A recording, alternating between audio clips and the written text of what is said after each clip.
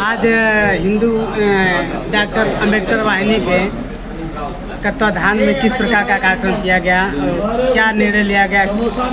आज जनपद में समाजवादी बाबा साहब डॉक्टर अम्बेडकर वाहिनी के पदाधिकारियों, कार्यकर्ताओं और सामाजिक कार्यकर्ताओं की एक महत्वपूर्ण बैठक हुई, जिसके मुख्य अतिथि राष्ट्रीय अध्यक्ष माननीय मिठालाल भारती जी थे, माननीय विधायक मोहम्मदाबाद मोहना उपस्थित थे, अध्यक्ष जी उपस्थित थे।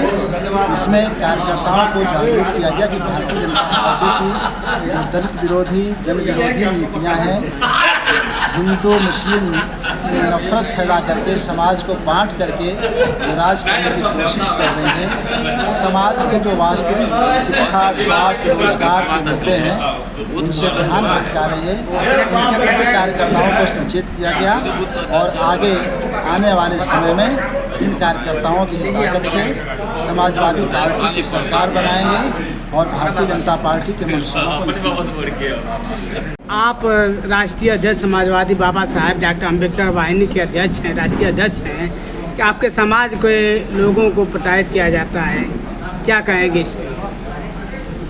भारतीय जनता पार्टी की सरकार में प्रताड़ित होना स्वाभाविक है, क्योंकि भारतीय जनता पार्टी दलित विरोधी है, भारतीय जनता पार्टी पिछड़ा विरोधी है, भारतीय जनता पार्टी संविधान विरोधी है, भारतीय जनता पार्टी आरक्षण विरोधी है। इसलिए प्रताड़ित हो रहा है क्योंकि ये समाज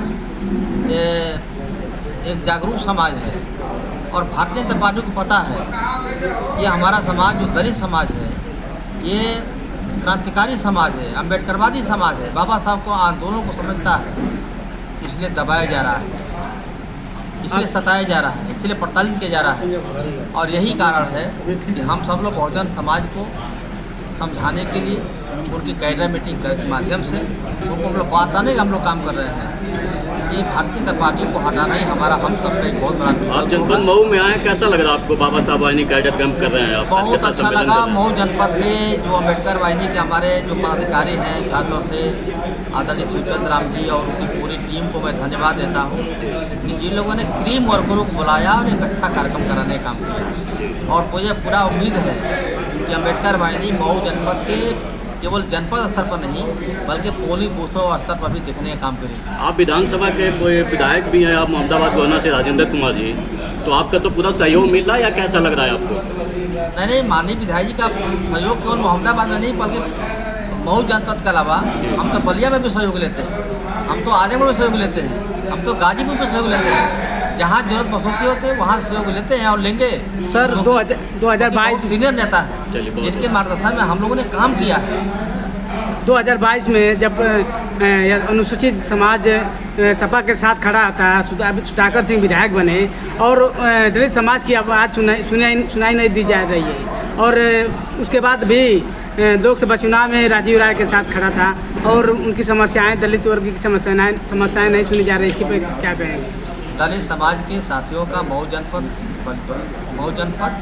और कोसी विधानसभा के अपने समाज के लोगों में गर्व करता है कि इन लोगों ने सुधाकर सिंह और राजीव राय जी के साथ नहीं दिया बल्कि माननीय अखिलेश यादव जी को हाथों को मजबूत करने के लिए साथ दिया।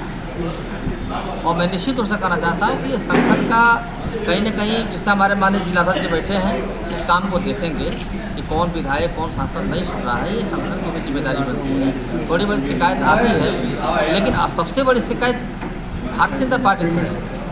आप विधायक सांसद की बात कर रहे हैं, जो भाजपा जो हमारी जड़ खत्म करना चाहती है, समूल नाश करना चाहती है, उसको पहले हम लोग खत्म करना चाहते हैं। छोटी छोटी चीज़ों पर हम लोग ध्यान नहीं देते।